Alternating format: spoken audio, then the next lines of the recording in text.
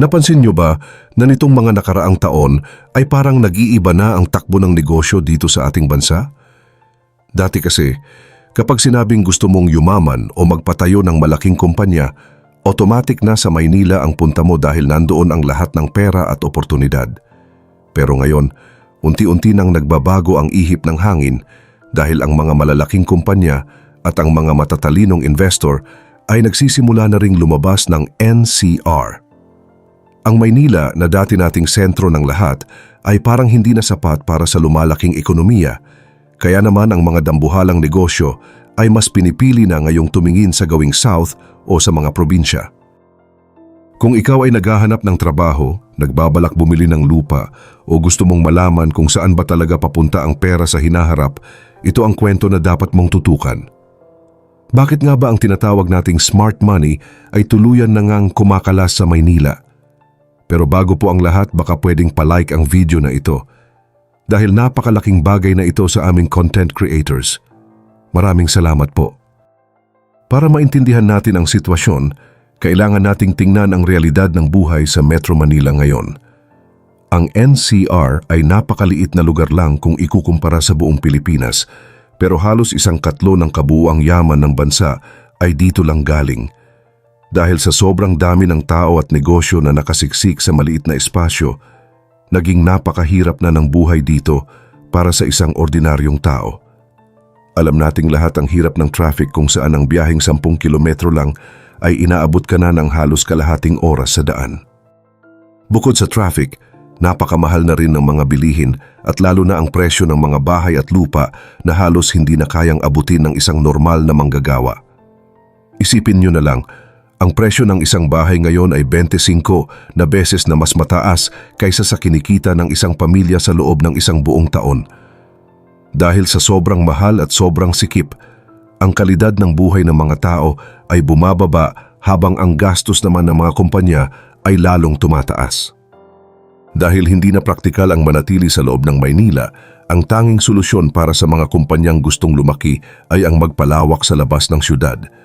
Dito na pumapasok ang mga lugar tulad ng Laguna at Batangas na nagiging paboritong destinasyon ng mga investors. Isang magandang halimbawa rito ang Jollibee na isa sa pinakamalaking kumpanya sa bansa dahil ang kanilang malaking pasilidad sa Kanlubang ay naging sentro na ng kanilang operasyon. Ang mas nakakabilib pa rito, nitong taong 2026 ay nagawa na nilang patakbuhin ang kanilang pasilidad gamit ang renewable energy o yung kuryente na galing sa kalikasan. Ipinapakita lang nito na ang mga matatalinong negosyante ay hindi lang basta naghahanap ng lugar kung saan may maraming tao, kundi naghahanap sila ng mas malawak na espasyo at mas maaasahang kuryente na kayang suportahan ang kanilang plano sa mahabang panahon. Bukod sa mga sikat na kainan, pati ang mga dambuhalang kumpanya sa larangan ng serbisyo at pagpapadala ay hindi na rin nagpapauli-uli. Isa sa mga pinakamalaking halimbawa rito ay ang fast logistics.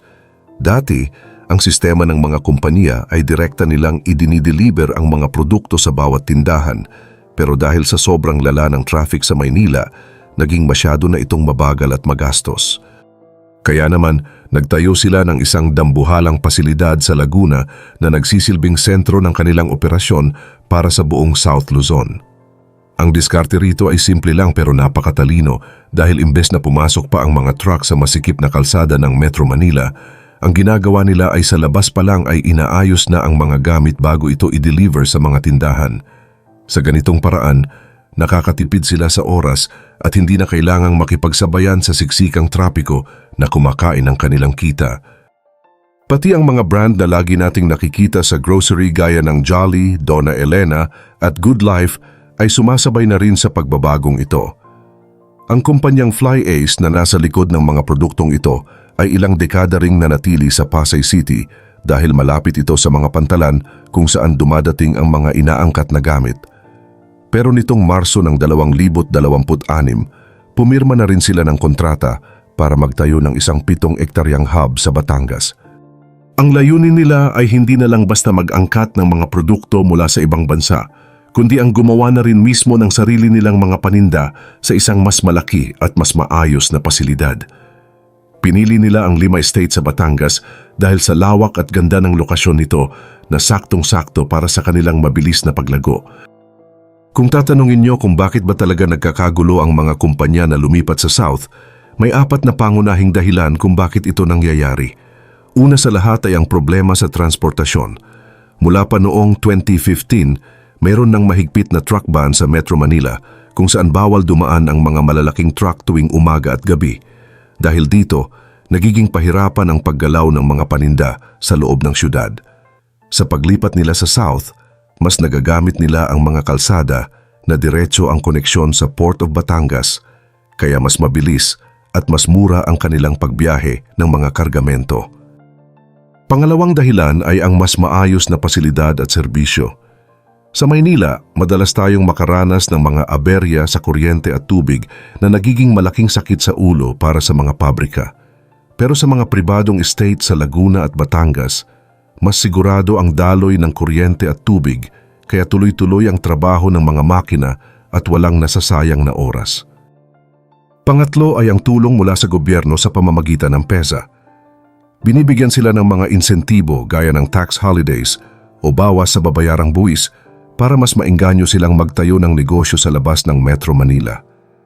Ang lahat ng ito ay bahagi ng isang mas malaking plano para masigurong hindi lang sa isang lugar umiikot ang yaman ng bansa.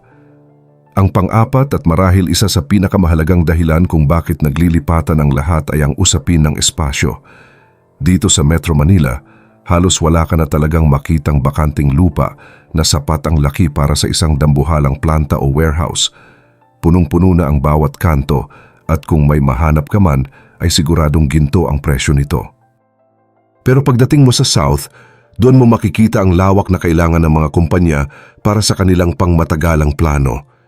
Hindi lang basta lupa ang nakukuha nila rito, kundi ang kalayaan na magpalawak at magtayo ng mas malalaking gusali para sa manufacturing at logistics. Sa madaling salita, ang South ay nagbibigay ng pagkakataon para sa mga negosyo na mag-scale o lumaki nang hindi iniisip na wala na silang mapupuntahan bukas. Kung pagsasama-samahin natin ang lahat ng ito, malinaw na ang pananatili sa Maynila ay nagiging masyadong mahal at hindi na produktibo para sa mga malalaking kumpanya. Ang sobrang taas ng renta, ang walang katapusang trapiko, at ang mga aberya sa pantalan ay unti-unti nang kumakain sa kanilang kita. Kaya naman ang paglipat nila sa South ay hindi lang basta pansamantalang uso, kundi isang seryosong desisyon para sa kanilang kaligtasan. Ang dating modelo kung saan ang Maynila ang sentro ng lahat ay hindi na uubra sa bilis ng takbo ng mundo ngayon. Kapag ang mga dambuhalang kumpanya sa pagkain at logistics ay gumalaw, siguradong susunod ang buong supply chain sa kanila. Dahil dito, ang mga real estate investor ay gising na rin ang diwa. Habang lumilipat ang mga kumpanya, tumataas din ang demand para sa mga industrial land at warehouses sa mga probinsya gaya ng Laguna at Cavite. Sa katunayan, ang halaga ng lupa sa mga lugar na ito ay tumalon na ng husto kumpara noong bago pa magpandemya. Ang mga investor ay hindi na lang basta tumitingin sa ganda ng lokasyon, kundi tinitignan na rin nila kung maasahan ba ang supply ng kuryente at tubig sa lugar na iyon. Ang kinabukasan ng pag-unlad ng Pilipinas ay hindi na lang nakakulong sa loob ng NCR at ito ang realidad na dapat nating pag-aralan ng mabuti. Isa sa mga pinakamalinaw na halimbawa ng pagbabagong ito ay ang 5 estate sa Batangas, kung saan dagsana ang mga malalaking kumpanya na nagtatayo ng kani-kanilang base. Napakalaking kwento nito para sa ating ekonomiya dahil dito natin makikita kung paano ba talaga itinatayo ang mga bagong sentro ng pag-unlad sa labas ng kabisera.